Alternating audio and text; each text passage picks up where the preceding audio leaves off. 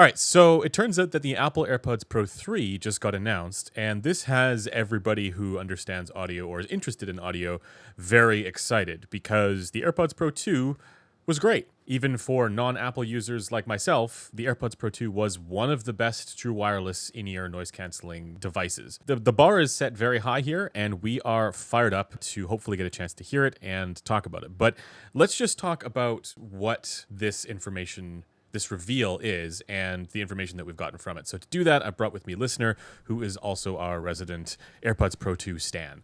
So Griffin, you've been paying very close attention to this announcement. What can you tell us? What's sort of the gist, the summary of what's new here with the AirPods Pro 3? And what can we expect? Yeah, so the announcement had a bunch of cool stuff. I think the first thing that kind of pricked my ears up was the new sort of venting scheme there seems to be, and they seem to think it will improve the bass performance and vocal performance and add soundstage. I could see a different sort of venting scheme affecting the bass in a positive way. We'll have to see how it actually plays out.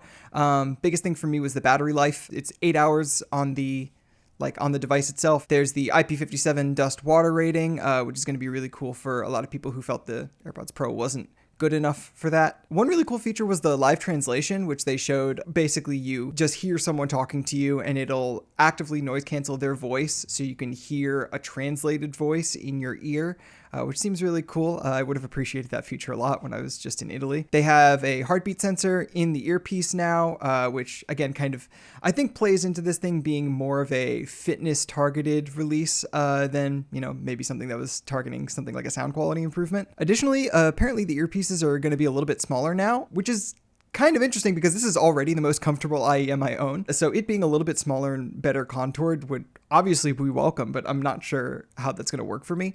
And lastly, the thing I'm kind of most skeptical about is the new ear tips. So instead of 4 sizes of ear tips like what come with the AirPods Pro 2, there's going to be 5 sizes. And it seems like they're a hybrid foam silicone construction where there's foam internally and then silicone externally. And it also seems like they've changed the kind of dimensions of the nozzle to be a little bit longer and less stubby than on the AirPods Pro 2. So yeah, pretty exciting stuff. Yeah.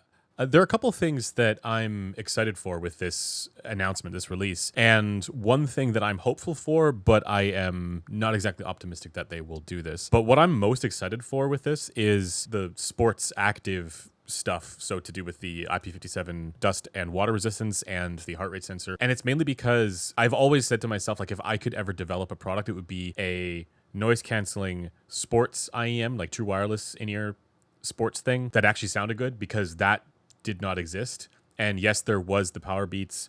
They were bad. They had the little hook thing, which was useful, but they were bad. And the original AirPods Pro 2, you could use them for that, but there were some limitations there, and that's what this seems to fix. So I'm excited for that. But the big thing that I'm hopeful for, but they probably aren't going to deliver here, is some sort of customization. For folks who are unaware, the AirPods Pro 2 is one of the most sophisticated acoustic devices on the planet. And we don't give it enough credit or praise for being as good as it is. It solves problems that nobody else can really solve with IEMs. But one of the things that's missing and lacking with that whole ecosystem is customizability, customization, some way for users to adjust the sound to make it closer to their preference. And this is an area where most of the other big brands who are, making true wireless in-ear products and over-ear products as well, they have an advantage and a leg up. So they have apps where you have custom EQ sliders where you can add more bass if you want more bass, or reduce the bass if you want less bass, make various different adjustments. Apple seems to have this philosophy of, we know what good is, and so it's going to be this way, and then that's just how it is. And I feel like that's one key limitation when you consider the range of preferences that exist when it comes to sound quality in headphones. So I hope that they're able to get out of their own ass and give us some sort of EQ ability, some sort of basic filters, right? Even just bass adjustment would be great. But I'm not holding my breath on that. But other than that, I think the other thing to consider is that, like, this is the product that all true wireless products are compared against. So even a non-Apple user like myself, I'm the first person to say that this is still the best true wireless noise canceling headphone that exists. Some people are like, oh, the Samsung.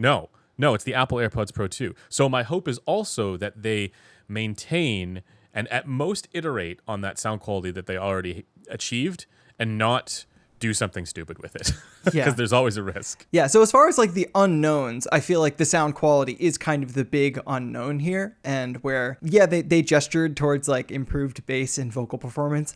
I don't know what that means, right? Like, I assume there will be more bass, which the AirPods Pro 2 was already a pretty bassy IEM for my taste, but, you know, I have heard consumers complain about it not being bassy enough, so I totally understand if they make that decision. I also do lament the lack of personalization options. Like, obviously they have personalization automatically for spatial audio with that kind of ear capture, but yeah, I want something to bring the tuning a little bit more in line for stereo playback, and yeah, it doesn't seem like something they're really interested in doing, which is kind of a shame. Everything else just seems like a straightforward improvement to me. So I'm really excited. Are there any things that you're less sure about, or is it basically just sound quality you're kind of questioning? Same thing. It's just sound quality. Yes, it's just sound quality, because this is one of the deepest research divisions in the development of any audio product. And again, it's funny because like AirPods Pro 2 is one of the most ubiquitous audio devices on the planet, and I feel people don't really respect it for its sound quality enough.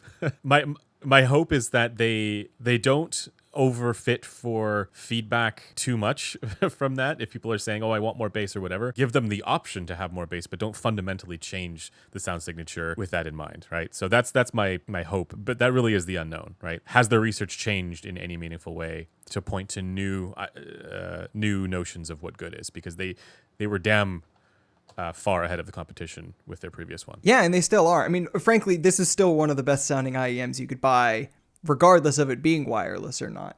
I'm hoping it ends up being more of just like a subtle change where maybe there's a little bit more bass, but I would be very upset if they did something dramatic and made it more V-shaped or... Yeah, that would ruin your day, and you would be very disappointed. I mean, I would keep using these if that happened. You would fall into a deep depression.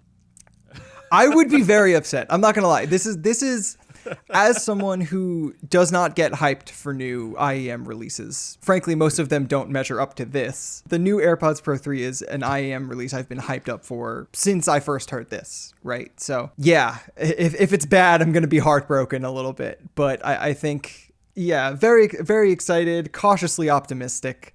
And yes, September 19th can't come fast enough. And with that, that's gonna do it for this video. But stay tuned to the channel, subscribe if you want to get some information on the AirPods Pro 3 as soon as it becomes available. I'm sure Griffin will be jumping on that, lining up with all the other Apple cultists if possible. Yeah, I'll be picking mine up at 8:45 in the morning. So we'll have some videos out there for you guys on the AirPods Pro 3 and likely written content up on headphones.com as well. So make sure you guys stay tuned to the Audiophiles. That'll be linked in the description. But that does it for this video. If you want to chat with me or Griffin or other like-minded audio folks, you can do so in our Discord, also linked below. Until next time, we'll see you guys later. Bye for now. Bye, guys.